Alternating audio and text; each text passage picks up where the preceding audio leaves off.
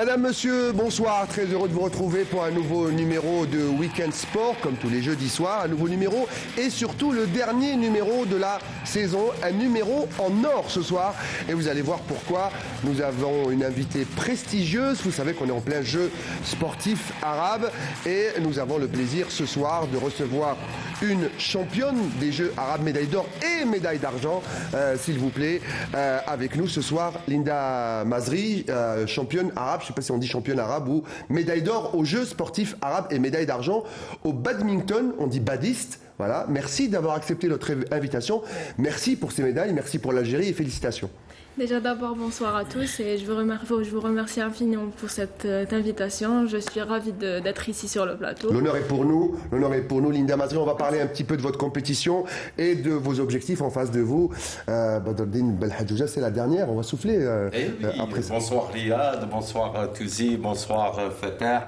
Et puis je suis content parce que je suis en face d'une championne, une badiste qui nous a ramené des médailles. Et oui. Et puis j'oublie pas les téléspectateurs. Bonsoir chers téléspectateurs. Merci, vous l'avez annoncé avant moi, Djilali Touzi, notre consultant foot, est avec nous. C'est la dernière. Grâce à Medouane, on est allé jusqu'au bout du bout, mais c'est enfin fini. Aujourd'hui, c'est la dernière du Week-end Sport. Bonsoir Riyad, bonsoir Badro, bonsoir Fatah et bonsoir à notre championne. Bonsoir à nos chers téléspectateurs. Merci, en face de vous, le docteur Fatah Abada. Salut Fatah. Bonsoir Riyad, toujours heureux d'être là, même si tu as mis la championne en diagonale avec moi, mais ça me fait toujours plaisir. Badreddine, Djilali Touzi et puis nos chers téléspectateurs. Plateau de choix, moi j'ai de la chance de vous avoir chaque semaine. Ma première question, d'abord, est-ce que vous l'attendiez, Linda Mazri, cette médaille d'or? Et cette médaille d'argent, je rappelle, médaille d'or en double dame et médaille d'argent en double mixte en badminton. Est-ce que vous y attendiez à cette médaille d'or? Eh ben, bien sûr que je l'avais attendu parce que d'après tous mes efforts, d'après tous les entraînements que j'avais faits, j'avais l'objectif pour atteindre cette médaille. Déjà, je suis très très contente. Et alors, je salue ma coéquipière Shibah Yasmine. Shibah Yasmine, avec qui vous avez remporté l'or. En double dame, l'or. Et aussi mon coéquipier Rahim Abdelrahim Belarbi, qui est mon coéquipier en double mixte. On a eu l'argent. Et voilà, je suis d'abord très très contente d'avoir ces médailles et j'espère que j'aurai d'autres médailles en plus. Le niveau du tournoi de badminton, le niveau arabe, est-ce qu'il était relevé cette année? Oui, il était relevé cette année parce que déjà il y a des pays qui sont forts, par exemple la Jordanie, la Syrie. La Jordanie, elle participe à pas mal de tournois asiatiques puisque l'Asie est l'un des meilleurs. Ah, ils sont bons, hein, les Asiatiques. L'un des meilleurs pays en badminton, donc ils ont un niveau énorme et ben voilà, ils ont un niveau magnifique. Et voilà, ça prouve la valeur de cette médaille d'or, messieurs. Vraiment, elle est là en face de vous, posez-lui des questions. Oui, bien sûr, mais Linda, moi j'allais vous poser une question. Là, je pense que l'appétit vient en mangeant. Il faut commencer avec l'or en jeu arabe. C'est pour quand, je m'adresse aussi au papa qui est juste dans les coulisses, c'est pour quand l'or dans les hautes compétitions, j'allais dire championnat du monde, championnat d'Afrique?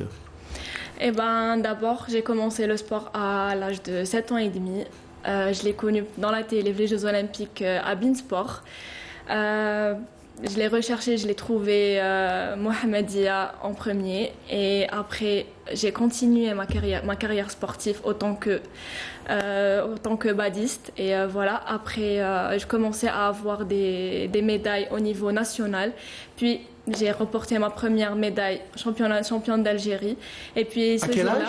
À l'âge de 9 ans et demi. Enfin, 10 ans, oui, 10 ans. 10 ans, championne d'Algérie? Championne d'Algérie, moins de 12 ans. Donc, dans quelques années, on peut s'attendre à un championnat du monde. Ouais, ça va. Alors, on va parler de vos objectifs, on va parler de championnat du monde, on va parler de votre choix de cette discipline. Pourquoi vous avez choisi le badminton? Est-ce que c'était votre choix?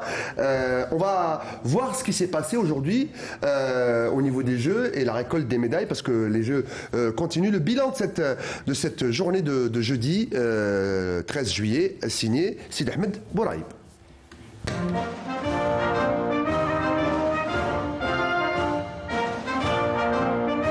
Qassaman a retenti à 3 reprises ce jeudi lors des finales de karaté. En kata individuel, Sabr Ben Makhlouf s'est adjugé l'or en venant à bout de son adversaire marocain, Salah Din Mansouri.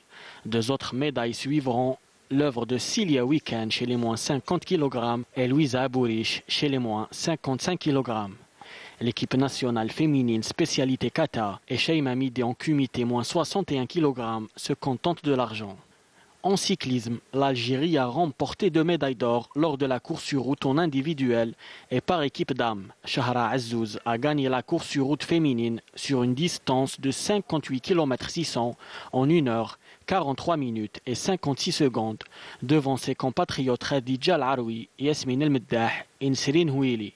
Au classement par équipe, la sélection algérienne dames a remporté la première place et la médaille d'or, devançant dans l'ordre la Syrie et l'Arabie Saoudite.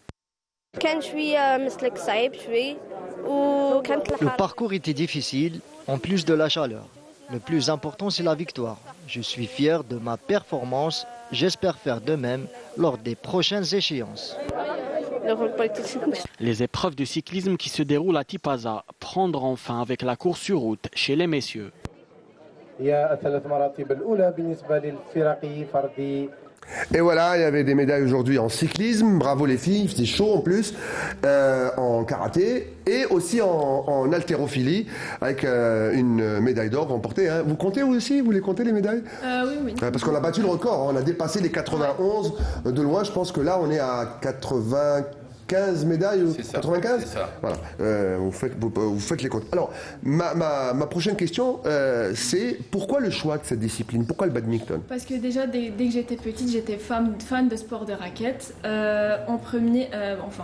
La première fois, j'avais voulu atteindre le tennis. Mais après, dès que j'ai vu le badminton dans la télé, ça m'a encore plus. Il y avait un spectacle, c'était trop beau à voir. Et je souhaitais déjà de l'avoir ici en Algérie et alhamdoulilah je l'ai trouvé à Mohammedia et voilà. C'est votre club, hein, le GSM, le GSM Mohammedia. Enfin, j'ai commencé dans le club de CRT Tamaris. C'était mon premier club et après j'ai atteint la SAPC, j'avais changé de club et là maintenant actuellement je suis à GSM Mohammedia qui est le même, c'est le même club CRT, c'est juste qu'il a changé de nom. Ouais. Badro, vous avez une question? Oui, certainement pour notre belle Linda. Donc, arriver à décrocher une médaille d'or aux Jeux arabes, ce n'est pas facile, on le sait. Il y a eu certainement des sacrifices. Mais quelles sont les difficultés que tu as rencontrées depuis ton début de préparation? Déjà, le fait qu'on a fait cette compétition en Algérie, c'est sûr qu'on aura encore plus de pression. Et voilà, il y avait des grands joueurs comme la Jordanie, la Syrie, c'était pas facile. Il y avait de la concurrence. Mais voilà, heureusement, j'étais forte et j'ai pu gérer tous mes matchs. J'avais confiance en moi-même. Et voilà, je me suis dit que je suis là, je dois laisser l'Algérie être fière de moi, surtout dans mon pays. Et voilà, alhamdoulilah. On est fiers de vous. Ouais. Vous parlez de tennis au début, vous aimiez les sports de raquettes, ouais. Vous avez choisi le badminton. J'ai lu, alors je ne sais pas si je me trompe, parfois, je ne sais pas si c'est les messieurs, mais ça va très vite. Ouais. Parfois, j'ai entendu 400 km/h pour des matchs, c'est vrai, 400 km/h. C'est correct, c'est 400 km/h. C'est énorme, il y a des services au tennis qui font du 160, ouais. Mais 400 km, c'est très très rapide à gérer déjà. Déjà pour le voir aussi, c'est pas facile. Et voilà. Bravo. Alors, la prochaine question, c'est vos objectifs. Quels sont vos objectifs? Et si vous aviez un appel à lancer pour réaliser vos rêves, parce que là, quand on voit ces médailles accrochées à votre cou et votre jeune âge, tout l'avenir sportif est devant vous. Oui, déjà d'abord mon objectif, Inch'Allah, ça sera de se qualifier aux Jeux Olympiques de Paris 2024, Inch'Allah.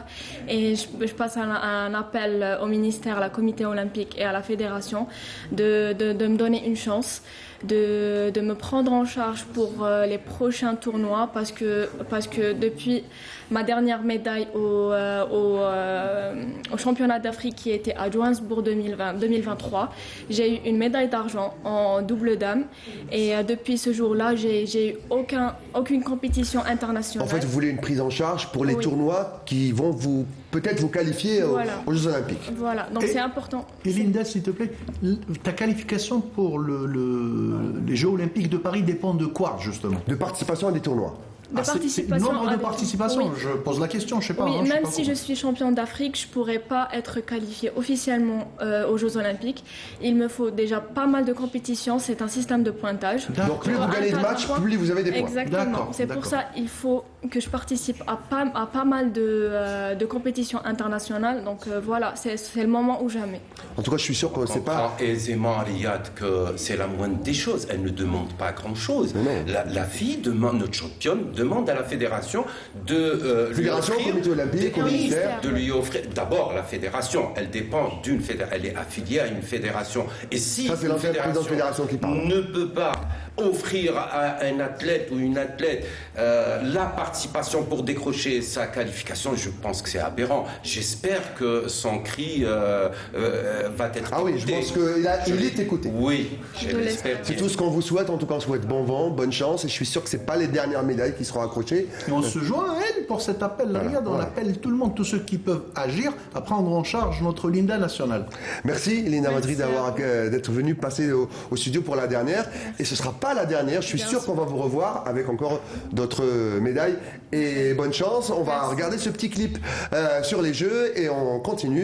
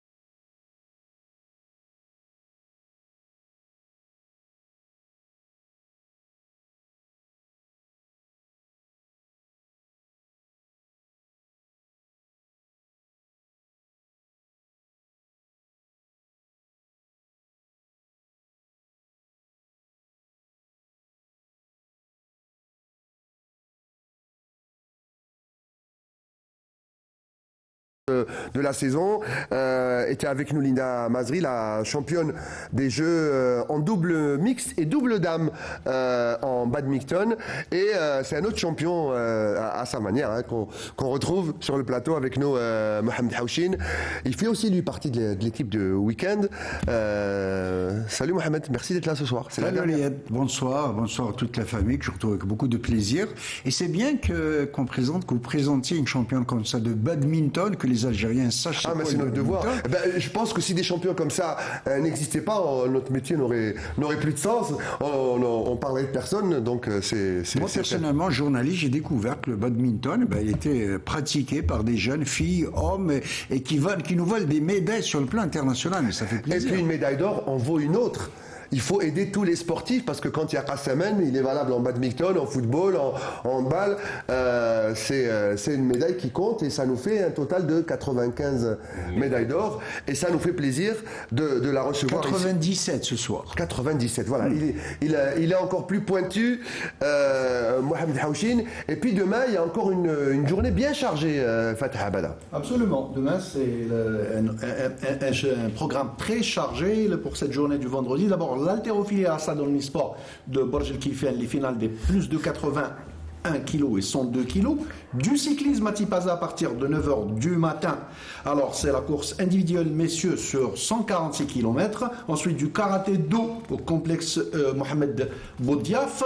À 13h, ça sera le tour préliminaire des katas par équipe messieurs. Ensuite, les QMT individuel en moins de 68 et plus de 68.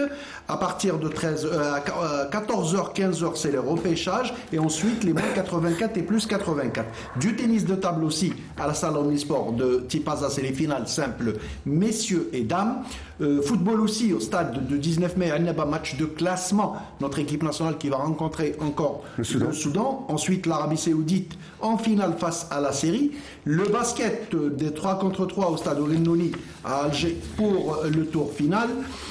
Ensuite, il y a le tournoi féminin, place de classement 4e et 5e place à 18h30, le 2e classement et le 3e classement à 18h50. Le volleyball à la salle Harsha, finale. C'est du 100% Algérie, là, filles et garçons. Hein. Absolument, filles et garçons. Il y a aussi les matchs de classement aussi, 3e et 4e place, entre la Jordanie et les Émirats. Non, mais les finales, donnez-nous les finales des garçons. Les finales, c'est à 16h, Algérie-Tunisie. D'accord. À 16h, Algérie-Tunisie. Et les finales hommes, c'est Algérie-Libye à 19h. Très bien.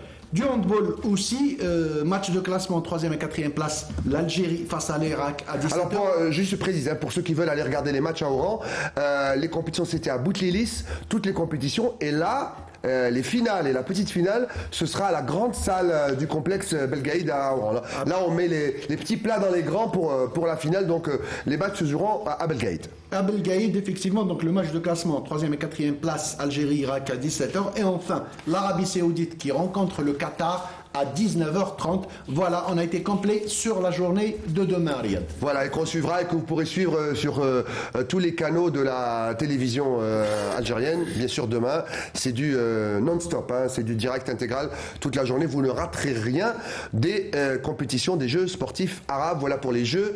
Maintenant, on va aller un peu plus global. On va parler de Coupe du Monde avec le tirage au sort des groupes des éliminatoires Afrique de la Coupe du Monde. Jingle, équipe nationale.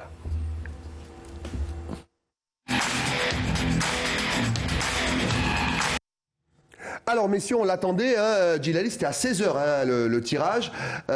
Juste avant, hein, Fatah, il y avait l'info de l'élection d'un membre de l'exécutif de la CAF. Ouais. Notre président de la fédération a été candidat et il a perdu face aux Libyens.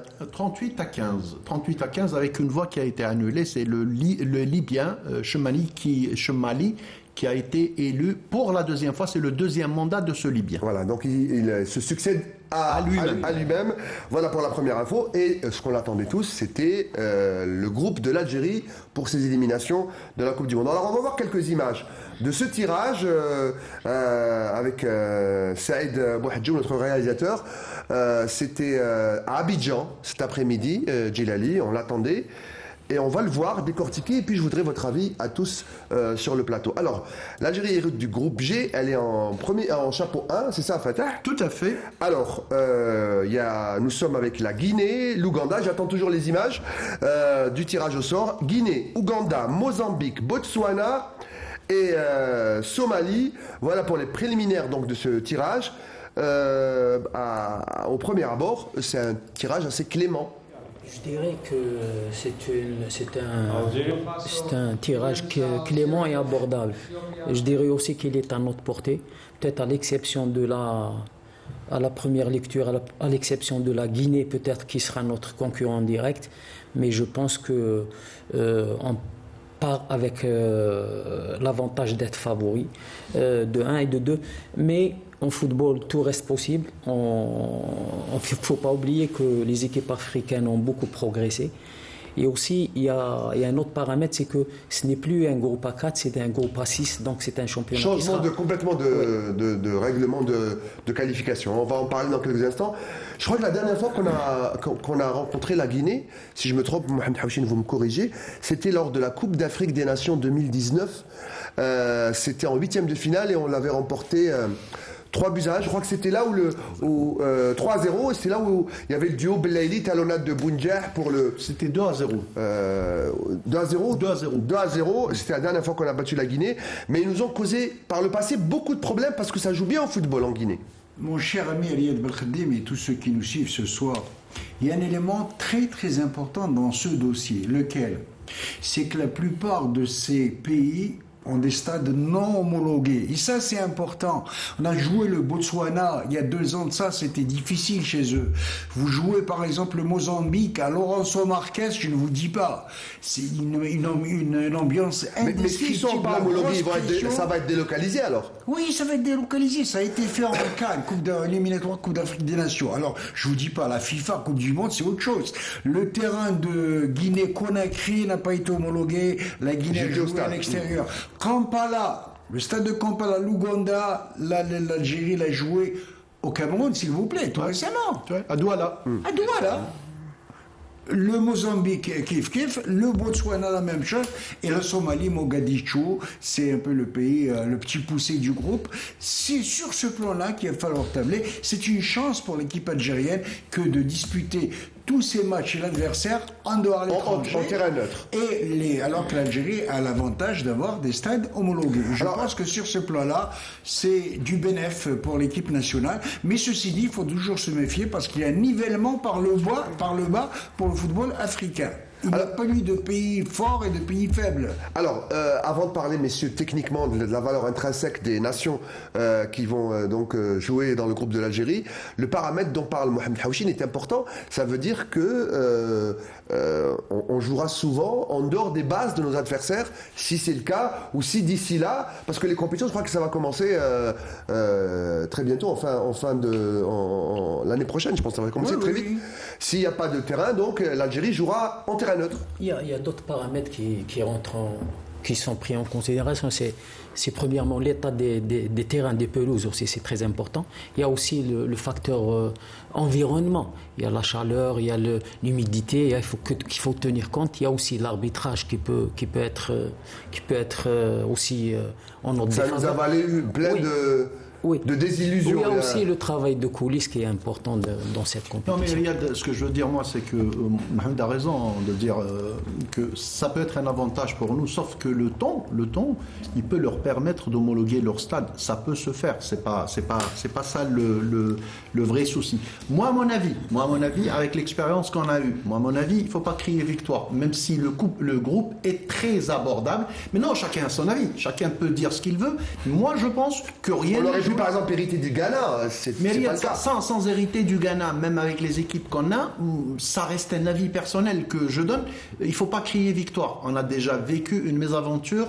Il faut prendre match par match, équipe par équipe, essayer d'engranger des points à chaque match et aller de l'avant. Bien sûr, quand je dis engranger des points, quand tu veux te qualifier au mondial, tu ne parles même pas des points à domicile.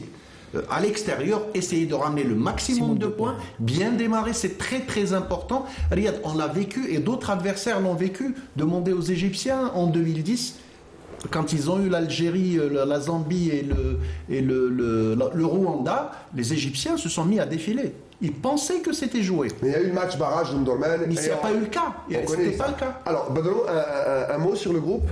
Oui, le groupe, sur papier, oui, il est abordable, c'est en notre faveur. Et les amis ont donné des points, des paramètres qui sont positifs pour notre équipe nationale, d'autres ont donné des points négatifs et tout le monde a raison. Moi, ce qui m'inquiète, on dit souvent sur des plateaux qu'il y a évolution des équipes africaines. Moi, ce qui me fait un peu peur, c'est que la vitesse dans l'évolution de ces équipes, c'est-à-dire que les équipes africaines évoluent rapidement. C'est ça qui fait peur. Donc, il ne faudrait pas dire et crier victoire dès le départ pour dire que c'est acquis. Non, il va falloir faire très très attention. Alors, on a parlé de la composante du groupe. Chacun a donné son avis. Mohamed Haouchine a mis l'accent sur les stades non homologués. On va voir s'ils seront prêts d'ici là. Mais il y a un autre paramètre qui, lui aussi, à mon avis, est très important. C'est le changement complètement du règlement de qualification. Alors, il y a 6 équipes dans un groupe et on joue à un mini-championnat. Tous jouent en aller-retour. Et c'est le premier du groupe à la fin qui est qualifié en Coupe du Monde. Et les meilleurs. Il faut pas oublier qu'il y a 9 groupes. Il y a 9 groupes. Oui. Voilà. C'est donc 9 qualifiés. Il y a 9 nations, voire même la possibilité d'y avoir 10 nations. Je m'explique. Les meilleurs deuxièmes de ces 9 groupes, le meilleur deuxième de ces 9 groupes affrontera le meilleur deuxième de la CONCACAF et de l'Amérique du Sud. Match de barrage. Donc le match de barrage pour la première fois se jouera contre une nation de football sud-américain. Match de barrage intercontinental. Et ça c'est nouveau. Ce ne sera pas un match face au Cameroun ou face à l'Égypte comme c'était à Omdurman, mais ce sera un match.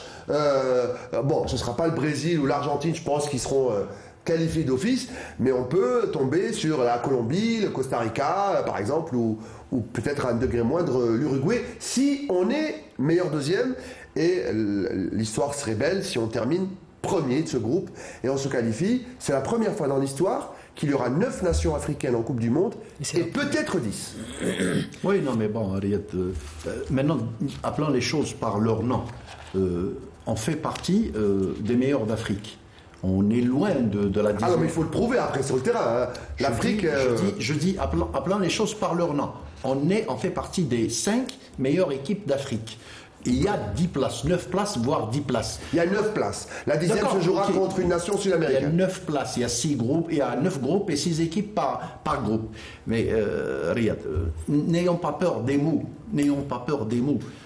Si on n'arrive pas à se qualifier, c'est que il y a un problème. Absolument, c'est qu'il y a un problème quelque part. On souhaite que l'équipe nationale passe et passe dès le départ.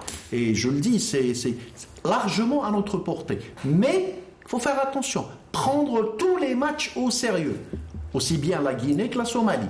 Tous les matchs et essayer d'engranger le maximum de points dès le début des éliminatoires, se mettre à l'abri et y aller. Alors, juste pour ouvrir le débat, j'avais posé la question à Djamel Belmadi sur le tirage au sort de la Coupe du Monde et lui avait l'air satisfait de cette nouvelle formule en disant, en gros, hein, je le résume, ça devrait être plus facile à 9 qu'à 5. Donc pour moi, c'est mieux que l'ancienne formule. Est-ce que vous êtes d'accord ? Bah écoute, c'est chose tout à fait normale. Il y a quelques années, c'était un véritable marathon pour arriver à la finale de Coupe du Monde. Il y avait une première phase éliminatoire avec des groupes. Ensuite, il fallait se qualifier. Et au deuxième phase, vous avez des gros morceaux à l'époque. Vous vous rappelez, les grands derbys Algérie-Tunisie pour se qualifier la première fois en 82. J'avais couvert ces matchs. C'est pas facile. Vous tombez sur le Maroc, vous tombez sur l'Égypte. Et 82, on avait une grosse équipe en 82. Avec 9 groupes, je pense qu'avec... Je voudrais pas être vraiment optimiste d'entrée, mais c'est le cas de le dire. On a une bonne équipe nationale. Nous avons dominé dernièrement où il y avait l'Ouganda dans notre groupe, en Coupe d'Afrique des Nations. 6 matchs, 6 victoires, 18 points. En élimination de Coupe d'Afrique, on est premier avec un record de points. Hein. On a fait 100%. 6 mois, 18 points. Et sur ce plan-là, moi je pense, je pense que l'Algérie part, je dirais pas légèrement, mais fortement. Mais Mohamed, moi, ce qui me fait parler, Mohamed, rappelez-vous, moi, je n'ai pas encore avalé la défaite contre le Cameroun jusqu'à ce jour. Pourtant, il y a eu le mondial. C'est le Cameroun. Mais je ne l'ai pas encore avalé, Mohamed, parce qu'on les a battus à Douala, on est revenu, on se préparait à partir au Qatar. C'est le Cameroun. Mais bon. Ouais, mais le football, c'est ça aussi. Absolument. Rien n'est écrit d'avance. Est-ce que vous êtes d'accord avec lui ? Logiquement, on devrait passer. Oui, logiquement, là, je pense que cette formule-là avantage les grandes nations africaines. Donc, je pense que les 9... qui ont été tirés dans le premier pot. Exactement, ils sont favorablement favoris. Moi, j'allais dire, Bodolo, si on sort pas premier de ce groupe, on ne mérite pas d'aller en Coupe du Monde, tout simplement. Exactement. Tout simplement, oui, je suis de votre avis. Oui. Maintenant, il vaut mieux, c'est-à-dire se méfier. Voilà, il y a des paramètres exogènes aux techniques et au terrain, et on a du mal à gérer tout ça. Oui, comme je l'avais dit tout à l'heure, c'est l'évolution rapide de ces équipes. C'est ça qui effraie un peu, c'est tout. Mais sinon, on est quand même favoris. Voilà. Alors, pour finir sur ce tirage au sort, déjà après la signature de son contrat, moi j'appelle ça le deuxième mandat de Belmadi, il a, Mohamed Haouchine, pris son bâton de pèlerin et il a commencé le renouvellement et le rajeunissement de cette équipe. Tout en gardant l'esprit de l'équipe de 2019, mais c'est avec cette nouvelle équipe et cette nouvelle tête qu'il veut aller en Coupe du Monde. Je rappelle, ce sera au Canada, aux États-Unis et à Mexico. Voilà. Bon, écoutez, j'apprécie en tout cas le travail de M. Belmadi. Vous savez, Jamal Belmadi, qu'on l'aime ou qu'on l'aime pas, mais sur le plan pratique, il est en train de faire un travail. Il est en train d'injecter même des nouveaux, de jeunes espoirs qui feront l'avenir de cette équipe nationale. Il a eu le courage, avec beaucoup de tact, de mettre de côté des anciens comme Forouli, comme Brahimi, qui ont fait le bonheur de l'équipe d'Algérie. Je pense qu'il y aura même certains encore, comme Slimani, etc. Et là, il a pu chercher des véritables pépites qui font, vous savez, les Boudaoui, l'autre Brahimi qui joue à l'OGC Nice. Assurément, ce sont des... Et sur ce plan-là, il faut lui faire confiance. Il est en train d'injecter un vent nouveau de jeunes pépites capables en tous les cas de prendre le relais avec les anciennes générations. C'est ce qu'on a fait avec, vous vous rappelez, les Ziani, les Amparihi, etc. Et sur ce plan-là, moi je pense qu'il faut faire confiance à Jamal Belmadi. Vous êtes confiant avec les nouvelles têtes qui sont arrivées pour aller plus loin et aller aussi... Parce qu'il ne suffit pas de se qualifier. Bon, c'est vrai que d'abord, il faut y être en Coupe du Monde, mais on a aussi envie de briller en Coupe du Monde, une fois qu'on y sera. On a discuté dans les précédentes émissions, c'est qu'il y a une transition qui est en train de se faire, une transition tranquille, sereine, harmonieuse et sereine. Donc, il y a un travail qui est en train de se faire, un travail... intelligent, un travail de continuité qui est en train de se faire, donc il ne faut pas avoir peur sur ce plan-là. Je finis le tour de table sur ce sujet et on passe au U23. Je suis confiant, le travail de Belmadi, personne ne peut le nier. Il a fait du bon travail, il nous a quand même offert une Coupe d'Afrique 2019. Ensuite, il y a eu l'échec, c'est vrai, mais dans une carrière d'un entraîneur ou d'un joueur, il y a toujours des aléas comme ça, des échecs. Mais je pense qu'avec l'intégration de nouvelles têtes au niveau de l'équipe nationale, qui se fait sagement, que le renouvellement se fait sagement et minutieusement, donc je pense qu'il faut lui faire confiance. Docteur ? Je résume, effectivement, je suis d'accord avec Bedro, Gilali et Mohamed. Mohamed, j'ai bien aimé ce qu'il disait, c'est qu'il a fait du bon boulot. Il faut pas qu'on l'aime ou qu'on ne l'aime pas, il a fait du très bon boulot. Tout le monde fait des erreurs, on peut tous faire des erreurs, mais là, il est en train de faire un rajeunissement. Et puis ça s'est joué sur rien, en réalité. Absolument. S'il y avait juste un défenseur qui sort la balle, on serait en Coupe du Monde et personne ne parlait plus de ça. J'ai même pas envie de me rappeler ça, parce que j'étais au stade. Et donc, je disais, la transition, surtout la transition... Depuis tôt le matin. Ouais. Depuis tôt le matin. Je connais l'histoire. Il est en train de faire une transition tranquille, mais progressive. J'insiste sur le mot progressive. Il les injecte progressivement. À dose homéopathique. Absolument, à dose homéopathique. Et je pense que la mayonnaise va prendre très bientôt. Inch'Allah, on parle de mayonnaise. J'espère qu'elle prendra aussi pour les autres catégories. On reste en équipe nationale. On va parler, messieurs, des U23. L'équipe nationale de M. Haïti Mohamed, qu'on salue, qui a pris l'équipe, quelques semaines avant le début du tournoi. Et... sincèrement, moi je les ai regardés jouer, ces joueurs qu'il a ramenés très rapidement pour les sélectionner. Je les ai trouvés assez bons, et ça jouait du beau football. Par exemple, l'élimination face à l'Arabie Saoudite, en fait on a fait le jeu, ils ont marqué sur penalty, on continue de faire le jeu, on égalise. Et puis contre le cours du jeu, c'est l'Arabie Saoudite qui passe. Gilles, je voudrais d'abord Non, je viens vers vous. Votre avis sur le tournoi des U23, est-ce que vous pensez qu'ils avaient la possibilité d'aller en finale ? Moi, je pense qu'on n'a pas atteint le niveau qu'on a voulu voir. Il ne faut pas oublier qu'on a peiné pour passer aux demi-finales. Bon, on a fait match nul avec le Soudan. On a gagné 2 matchs. On voit le match nul. On n'a pas fait match nul avec le Soudan, on a battu le Soudan. Mais on a fait match nul avec Oman, le premier match. Exactement. Donc, moi, je dirais que cette équipe a été faite dans la précipitation. Exactement. Donc, il n'y a pas eu de préparation du tout. Il y avait une première liste de joueurs. Par la suite, ils ont été libérés, ils ont ramené d'autres joueurs, une autre sélection. Donc, ils n'ont pas eu le temps de s'adapter, ils n'ont pas eu le temps de se connaître, même pas. Il n'y a pas eu un travail sur... Pas de match amical, je crois. Non, pas du tout. Il n'y a pas eu de travail... Comme pour l'handball. Il n'y a pas eu un travail technico-tactique, un travail organisationnel. Il n'y a pas eu ce travail de groupe dans la cohésion, dans la complémentarité, on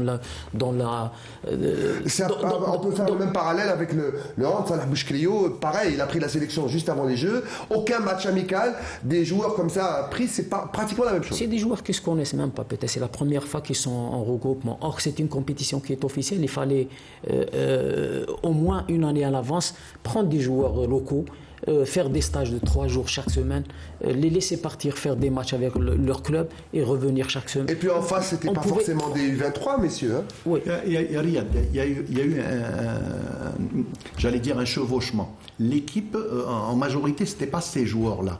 En fait, à cause du report du championnat et les enjeux de première place, de place qualificative aux compétitions arabes et africaines. On va parler de championnat dans quelques instants. Et à la relégation, il y a des équipes qui ont refusé de en fait, Aïs Mohamed a eu des problèmes avec les clubs parce qu'ils n'ont pas libéré les joueurs. Voilà, c'est pour ça qu'il y avait eu les éléments. Mohamed Haouchi. Il a raison, Fatah, sur ce point-là. Souvent, il a raison. Hein.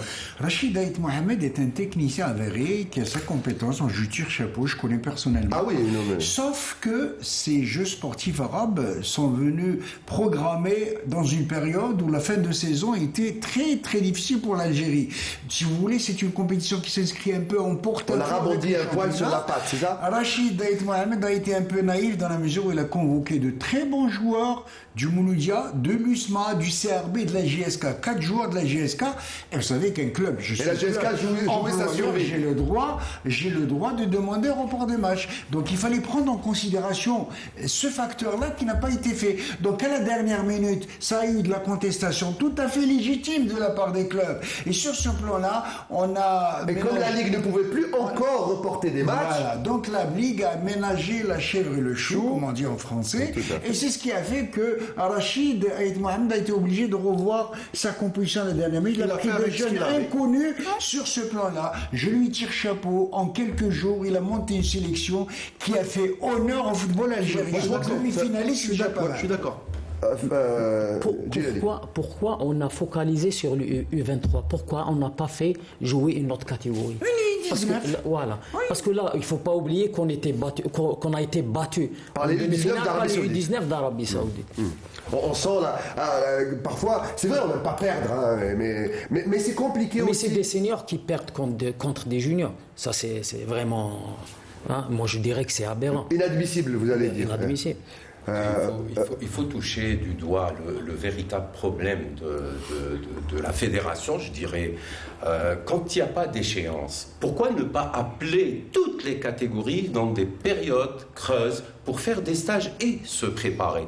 Il ne faut pas attendre les Jeux qui viennent aussi rapidement comme cette année. Vite faire une équipe. Et puis on monte une... On ne peut pas atteindre la performance si on fait dans la précipitation et dans l'improvisation. Aujourd'hui, l'entraîneur et les joueurs ne sont pas responsables de ces résultats. Moi, je trouve en tout cas qu'ils ont fait un bon tournoi, même si c'est...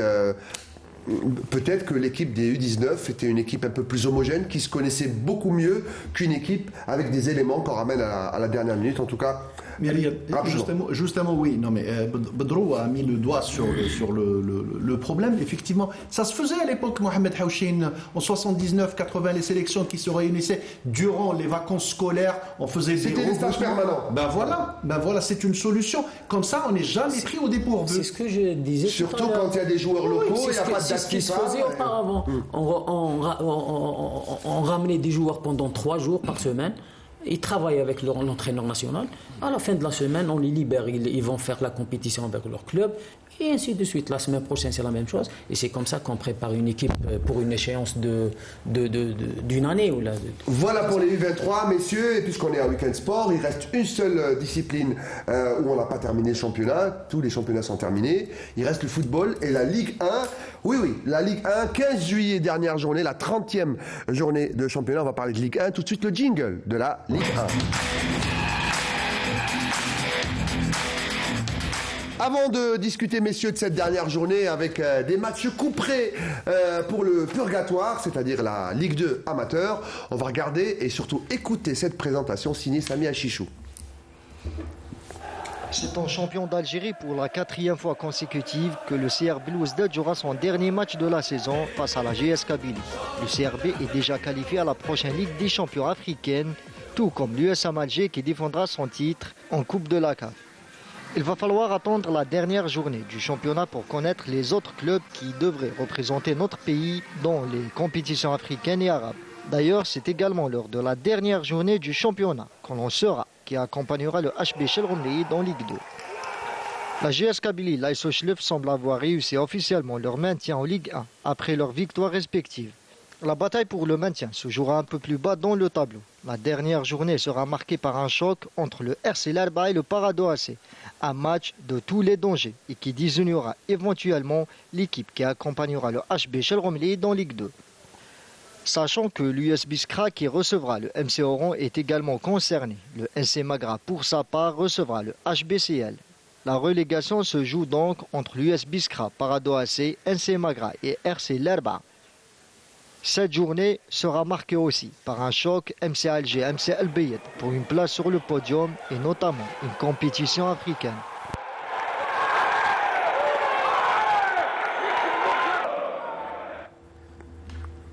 Alors messieurs, il y a une place sur le podium qui se joue, mais surtout, il y a une finale pour le maintien entre l'Erba et le Paradou qui se déplace à l'Erba. Alors, un point suffit au Paradou, mais l'Erba est obligé de gagner pour se sauver, mais pas que. Messieurs, c'est dans des grandes chaleurs et ça va être très chaud en bas de tableau, Djilali. Oui, je pense que le match entre l'Erba et le Paradou, c'est le match à ne pas perdre pour les deux équipes. Bon, Paradou, un point suffira pour son maintien, mais l'Erba doit absolument gagner le match pour se maintenir. Il y a un autre match très important, le match CSC USMA. Pourquoi il est important par rapport au match MCA Al-Bayed? Si le Mouloudia gagne et le CSC perd, c'est le Mouloudia qui passe deuxième. Donc il y a une place qualificative en Champions League qui est en jeu. Alors avec tous les problèmes du Mouloudia cette année, ils peuvent encore glaner une place en Champions League africaine. Même le MC Bayed, il peut glaner. Parce que s'il bat le Mouloudia et le CSC ne gagne pas, c'est le MC. Mais les échos de Bayed disent qu'ils n'ont pas les moyens de jouer cette Champions League. Ils seront qualifiés. Ils seront si le CSC, s'il gagne contre le Mouloudia et que le CSC n'arrive pas à s'imposer, c'est le Bayed qui passera.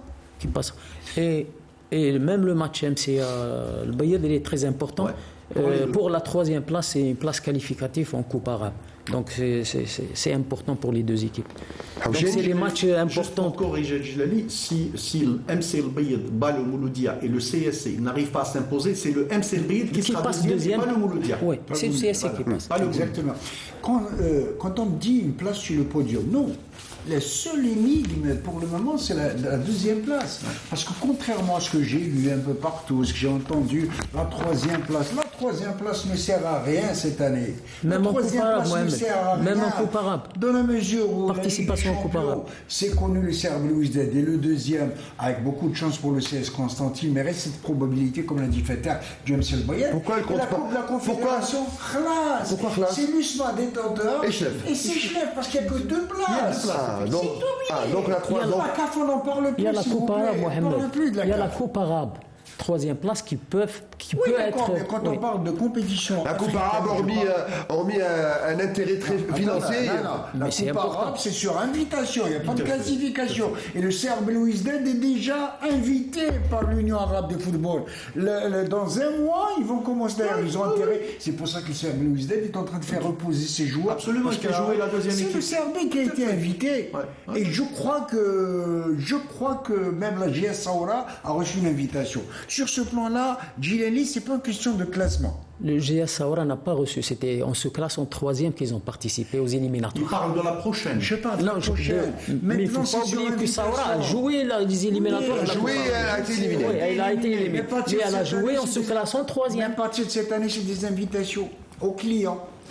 C'est la wild card, comme on dit en tennis. Non, mais c'est vrai, il y a le gros cylindré. Je pense même, tu as raison, même Djilali avait raison dans ce qu'il disait, mais je pense que l'enjeu pour cette journée, la chose la plus importante, c'est la Champions League et relégation. Et la relégation, voilà. Alors, maintenant, une autre question, messieurs. Est-ce que vous pensez que c'est normal d'attendre la dernière journée, le 15 juillet, pour connaître le dernier relégable? On n'en parle pas, ils sont en Ligue 2 depuis la phase aller déjà, depuis avant la fin de la phase aller. Une place en Champions League qui se joue la dernière journée, ça veut dire que le CRB, il a connu son sort, c'est-à-dire champion d'Algérie il y a 2 matchs, ça fait 2 journées. Et le deuxième ne connaît pas encore, on ne connaît pas encore le nom du deuxième sur cette saison interminable. Eh ben, détrempez-vous Riyad, Shelrom Leïd, qui est relégué depuis la phase aller, a joué les troubles faits. Il a accroché le Mouloudia d'Alger, ça fait 2 semaines, ici même. Il a battu le Parado Athletic Club.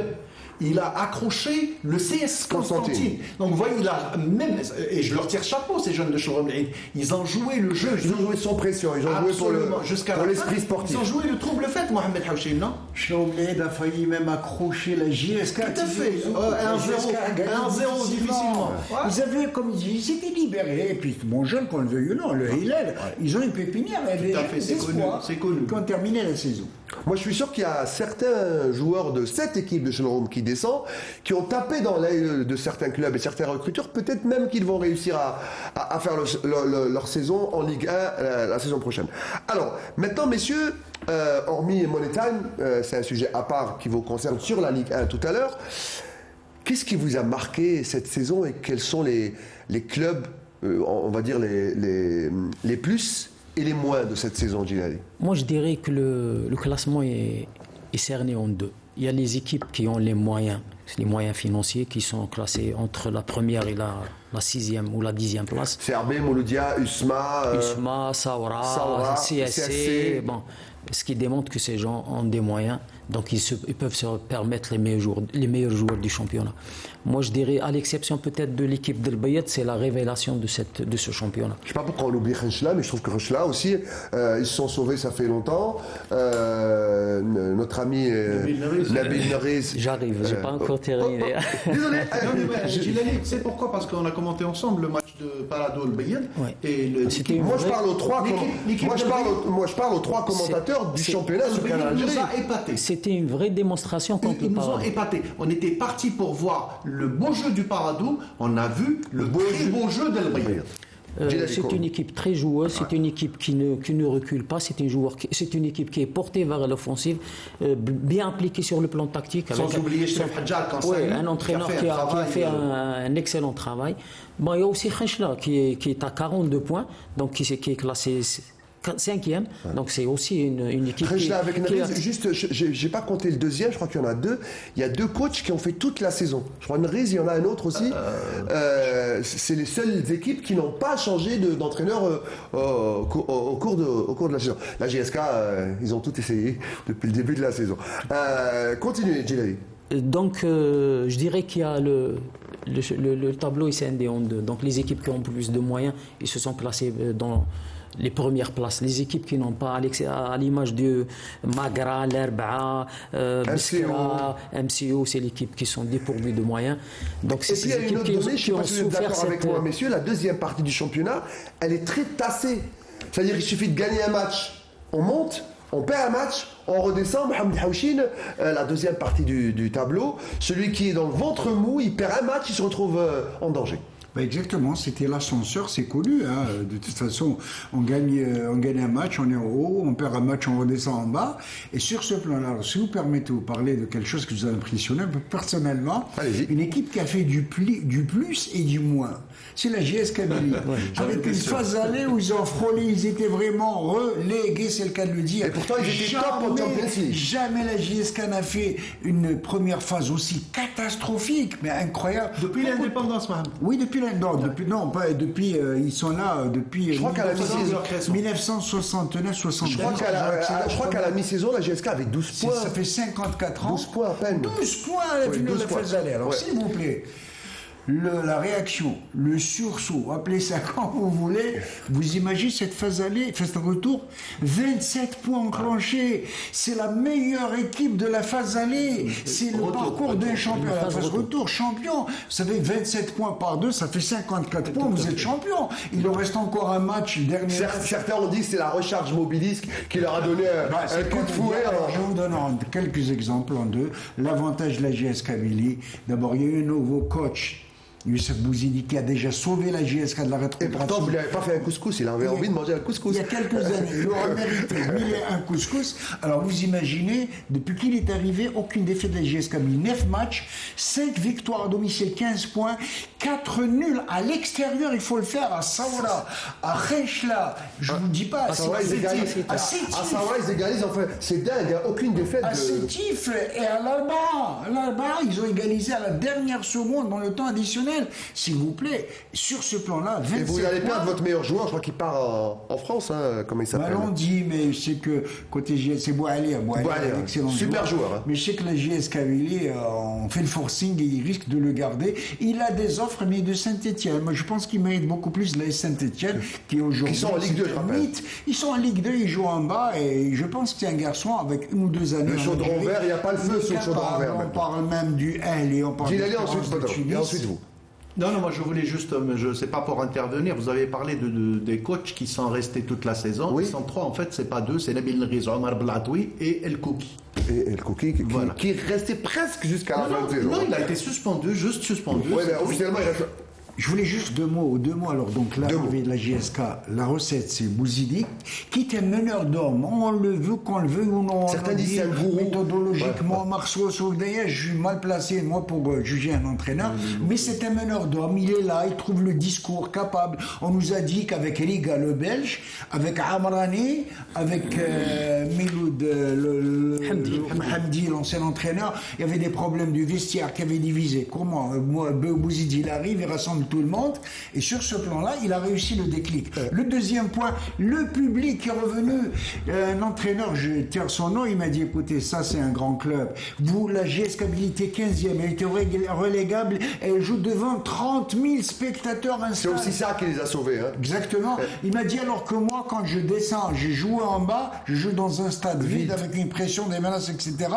Et pour terminer, vous avez si bien dit, Mobilis, il y a des joueurs qui n'étaient pas payés depuis 8-9 mois. Un joueur qui n'est pas payé, ça compte, ça il n'a pas le moral. Donc là, ils ont été rassurés dans leur situation, ils ont eu des salaires, et bien évidemment, ça a eu la symbiose. Et moi, je tire chapeau au public de la JS Kabylie qui a senti que son club mythique était en danger, et tout le monde est revenu au stade, ils étaient divisés. Il y a ce qu'on appelle les yarichistes, il y a les millialistes, et on s'est dit non, la JSK est en danger, on revient, on met... Tous unis. Allez, on l'a compris, tous unis. Alors rapidement, il reste que 8 minutes.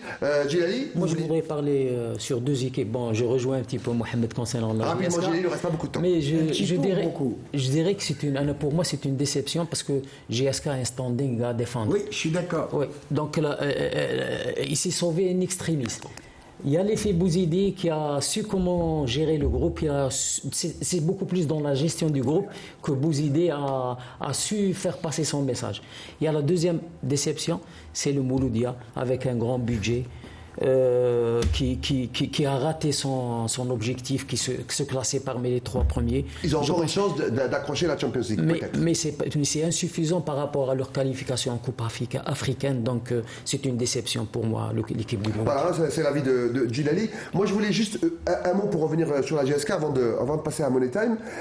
En début de saison, quand la GSK perdait et quand elle n'accumulait pas de points, on disait ils n'ont pas fait un bon recrutement. Les joueurs ne sont pas très bons. Et puis, en phase retour, quand Mme Hachim parlait de cet embelli, du repreneur, de Bouzidi, subitement, on découvre des Moiri, des super joueurs, un super football. On avait l'impression que c'est mental, que les joueurs n'étaient pas payés, donc ils n'étaient pas motivés. Il y avait un problème de vestiaire, donc ils ne jouaient pas. Mais c'était pas qu'ils n'avaient pas de football, c'est qu'ils avaient perdu leur football. Notre ami Mohamed Haouchin a très bien résumé la situation. Il connaît bien la GSK. Absolument. Juste que j'aurais mis en premier lieu le premier paramètre qui a fait la force au niveau de la phase retour de la JSK, c'est le côté financier. Vous savez, pour un joueur, c'est très important.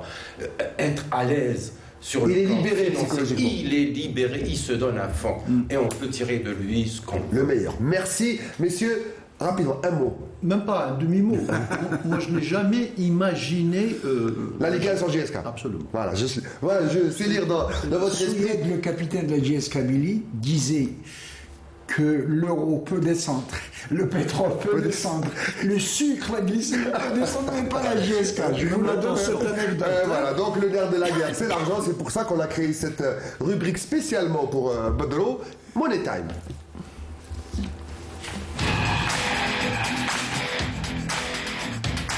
Alors, Money Time, c'est l'humeur, les idées, les impressions, les avis de Badro Belhadjouja. Pour la dernière, qu'est-ce que vous nous avez préparé? Bien, pour la dernière, c'est par rapport au report qu'il y a eu. Et puis, avec ces reports des matchs, notre championnat n'a que trop duré. Maintenant, il faut faire la part des choses. Les plus touchés par ces reports, ce sont les techniciens en premier lieu sur le terrain. Pourquoi ? Comme vous le savez, Riyad, il y a une planification des mésocycles de charge et pendant chaque semaine. Et quand l'entraîneur ne sait pas s'il a match ou pas, 2 jours ou 3 jours avant, ça le met réellement dans l'embarras par rapport à sa planification et ses calculs des charges et surtout de la forme physique. Par contre, les demandes de report par certains clubs, sous prétexte que 2 matchs par semaine, c'est trop, je suis désolé, ce n'est pas sérieux et ce n'est pas professionnel, je dirais. Ou on l'est ou on ne l'est pas professionnel.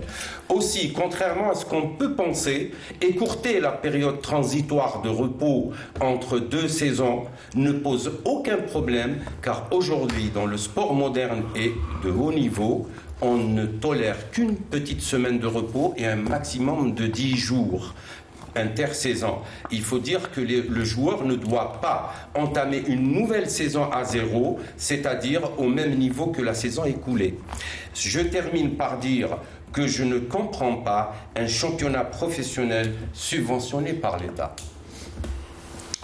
Voilà donc l'humeur de Badro. Il nous reste quelques minutes. Messieurs, vous pouvez réagir sur la chronique de Badro. Si tu permets, je complète ce qu'il a dit sur le plan de la planification. Parce que là, il y a une planification annuelle qui se fait en début de saison. Quels sont les objectifs de cette planification? C'est de hausser le niveau. De 2, chercher la performance, élever la performance et aussi essayer d'atteindre les objectifs. C'est ça le but de la planification. S'il y a un calendrier qui est complètement chamboulé, donc on ne pourra jamais atteindre ses objectifs. Alors pour plus que ces un mot sur cette saison qui s'éternise. Tous ces matchs qui ont été reportés par complaisance. Reportés. Les joueurs, les équipes, les clubs qui jouent des compétitions africaines, tu signes un cahier de charges comme ça se fait en Tunisie et l'Espérance jouer tous les 3 matchs. Je ne vous reporte pas de match. Que tu joues finale, continentale, intercontinentale, tu as signé, vous jouez les matchs de retard, aucun report. Dans le championnat, mais je vous rappelle qu'il y a des clubs dans le championnat qui n'ont pas joué pendant 40 jours avant de reprendre. Le cas du Mouloudia. Du MCO aussi. Et moi je dirais, et je sais de quoi je parle, sans parler des dégâts sur le plan santé que ça cause, que ce genre d'arrêt et de reprise, parce que c'est toujours brusque, l'arrêt il est brusque et la reprise est encore plus brusque, ce que ça cause pour les joueurs sur le plan physique et sur le plan mental. Psychologique. Voilà. Et en plus des reports, il y a les matchs, les 2 dernières journées, il y a des matchs qui se sont joués à 42, 44 degrés. Tout à fait, voilà. Regarde, il y a aussi un impact sur le plan technique. Imaginez une équipe qui est sur un ascendant, sur une phase ascendante. Exactement. Ou bien sur une dynamique de victoire. Ça casse les longues et c'est désastreux pour le club. Alors on n'est pas à la fin de l'année, mais on est à la fin de la saison. Messieurs, il nous reste 2 minutes. Vos vœux pour la saison prochaine. D'abord en football et puis dans toutes les autres disciplines. Allez-y. Écoutez, c'est un problème de programmation. On devait commencer la première semaine d'août. Là, on va commencer la première semaine de septembre. Et il va falloir gérer avec beaucoup plus de tact, de rigueur, si on veut. De minutie et de courage. Les Égyptiens sont dans le même cas que nous. Ils n'ont pas terminé leur championnat, là aussi, par mauvaise gestion. Les MLA qui jouent par-ci, par-là. Et actuellement, ils sont en train de terminer leur dernier match. Et vous savez qu'en Égypte, ça fait beaucoup plus chaud qu'en Algérie. Beaucoup plus. Votre vœu pour l'année prochaine? C'est d'essayer d'être juste et correct envers tout le monde, et mettre tous les clubs sur un même pied d'égalité. qu'on se hisse un petit peu au niveau du professionnalisme, même si on ne l'atteindra pas de sitôt. On essaie de s'y approcher. Tout à fait. Badro? D'une manière générale et pour toutes les disciplines sportives, moi, mon vœu, c'est qu'il y ait de véritables commissions au niveau de la centrale pour aider à rehausser le niveau. À titre d'exemple, faire un bilan des Jeux arabes sportifs, il faut réellement faire appel à des personnes au niveau de la centrale pour essayer d'évaluer concrètement, discipline par discipline, par rapport au niveau des participations étrangères, etc. Ce n'est pas faire un bilan rapide, on a gagné et c'est tout. C'est comme ça qu'on avance. Moi, si je devais avoir un avis, moi je dirais, nous, quand je dis nous, c'est nous, service public, télévision algérienne, nous sommes partenaires du sport et du championnat national de football. Et l'organisation, la programmation minutieuse, les techniciens leur permettent de travailler pour rehausser le niveau, comme vous avez dit, pour une compétition, nous permet, nous, télévision, d'offrir au public le meilleur spectacle possible, qu'il y ait du beau jeu, technique, de l'intensité, du spectacle et du plaisir pour les amateurs et les amoureux du sport. Mon ami Riyad, l'éthique sportive, s'il vous plaît. Cette année encore, malheureusement, nous sommes Algériens fiers de l'être. C'est bien de dire ça à la fin. Des sports douteux, surprenants, il faut le dire. Il est temps, en tous les cas, qu'on crève l'abcès et qu'on lutte contre ce véritable fléau. La beauté du sport, c'est sa noblesse. Voilà. Merci messieurs et bonnes vacances à tous. Merci mesdames, messieurs d'avoir été fidèles toute cette saison. On se retrouve promis dès le début de la saison prochaine sur Canal Algérie. Restez fidèles. Bonsoir, bon week-end et bonnes vacances.